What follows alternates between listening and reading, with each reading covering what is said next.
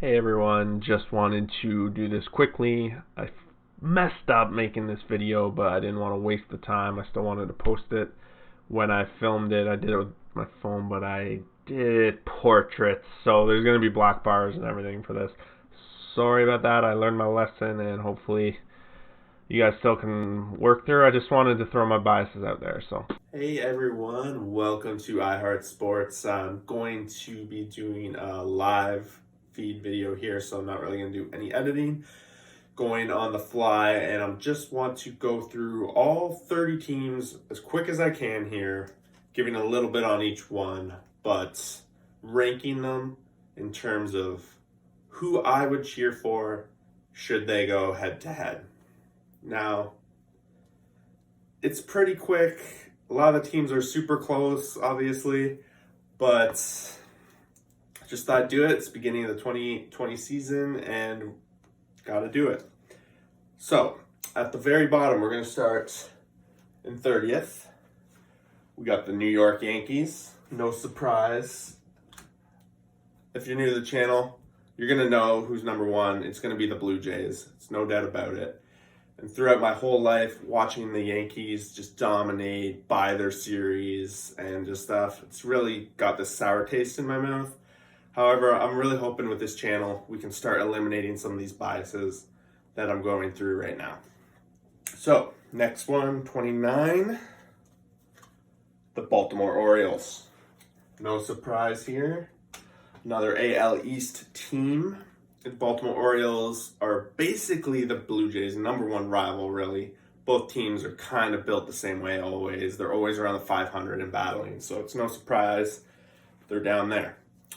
28, the Houston Astros. Now, this is somewhat new. They definitely wouldn't have been this low in the past, but I think given everything that happened in the offseason, the cheating, all that, there's no doubt that they're going down. They're going down far. So, number 27, the Texas Rangers. This one kind of caught me a little surprised that they were so low, but I guess I have a lot of hate and from that series the Toronto Blue Jays had there with Odor and all that, the physicality. So just when I'm lining up, I couldn't find other teams that I would root for the Rangers over. So there's that. Coming up next, number 26, the Pittsburgh Pirates. Now with the Pirates, this kind of touches on my gambling side, more specifically last year. Pirates, I could not pick their games right. Maybe if I pay a little more attention to their intricacies this year, might change, might grow to love them a little bit.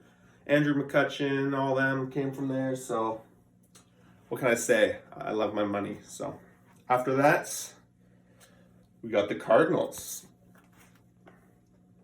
I don't know, I just got kind of sick of them winning all the time. What can I say?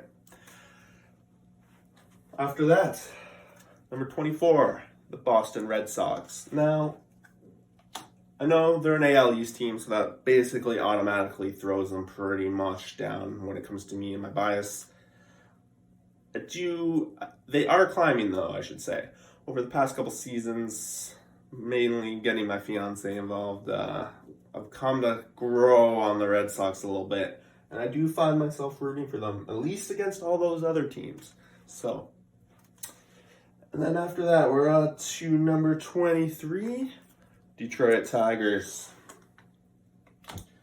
For the Tigers, they've been a long history with the Blue Jays as well. Don't mean to keep bringing this back to the Blue Jays, but really at the beginning of this channel, that's where a lot of my biases are going to come from. So I'm just trying to get that out in the air. Tigers, kind of boring to watch over the past few years. Been pretty poor, so that's where they are. 22, same kind of story. Chicago White Sox. Just haven't been super interested in watching them. They're kind of, again, this whole section in the middle is going to be pretty wishy-washy. They're all going to be very similar. I just kind of try to be like, if I was indecisive, this team or this team, who would I root for? And so the White Sox are. I remember when I was younger, them winning some World Series. Didn't really follow them along too much then, but I think there will be good things, and I anticipate they'll be on the climb this year. Number 21, New York Mets.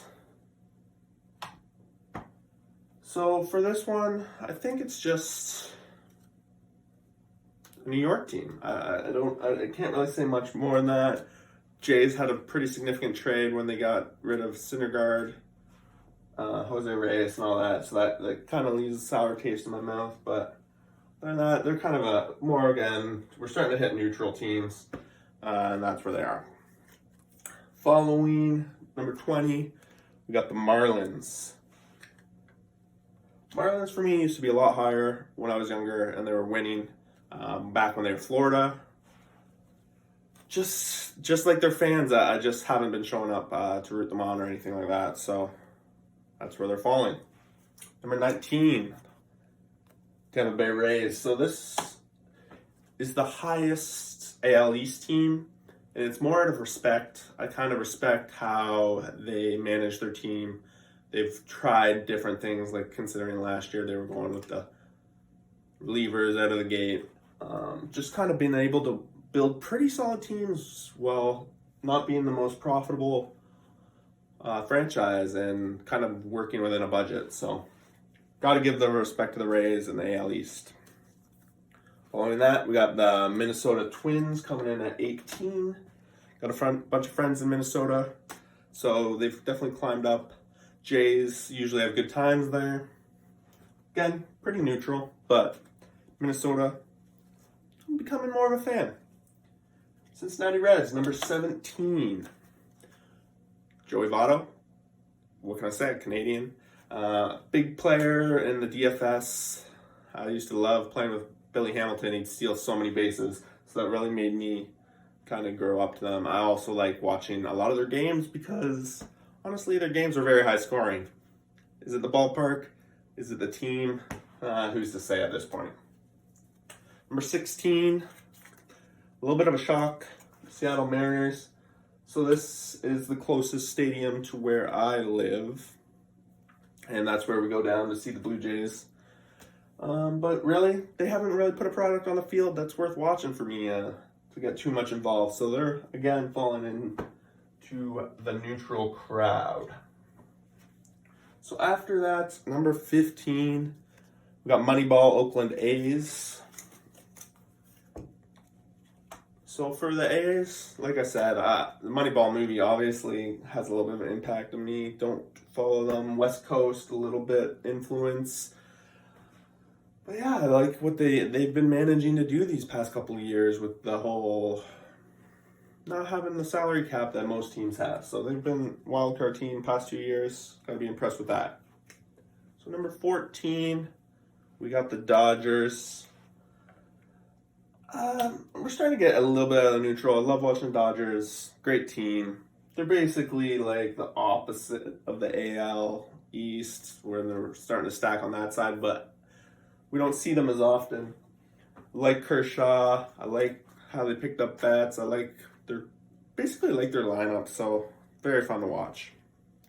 We're going to be ripping through now. So number 13, we got the Giants. Again, we're going to start hitting a bunch of AL West team or NL West teams. Giants, pretty interesting ballpark. They had Panda throughout the years. Buster Posey, I really like. Bumgarner, all that. They even brought in Superman Polaris, so got to give them a little bit of that. Number 12, we got the Padres.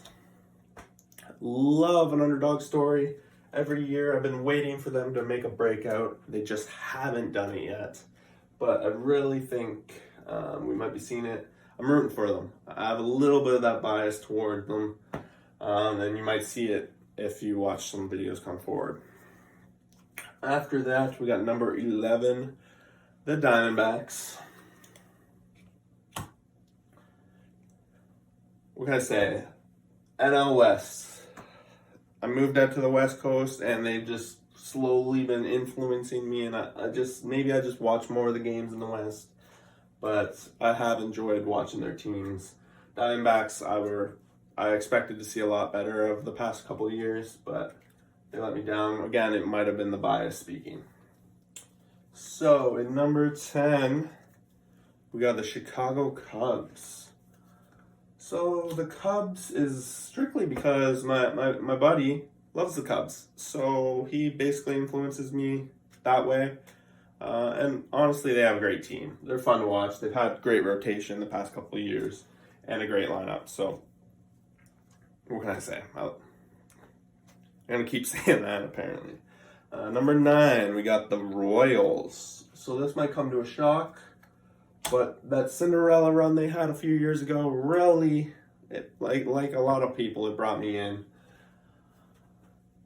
Got their World Championship hat, and I just kind of root for them. They're just kind of been that kind of underdog story too, like the Padres the past few years. So they've been rebuilding, but we'll see how they're gonna do this year. I kind of overvalue them, but again, we'll see how they do. Number 8, we got the Brew Crew, Milwaukee Brewers.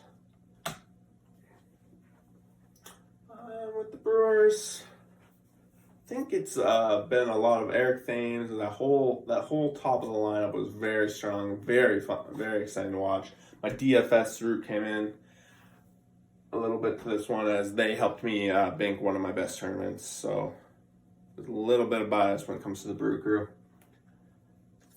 And then we're on to number 7, and we got the LA Angels. I like Trout, best player. What can I say? I just like watching the best play.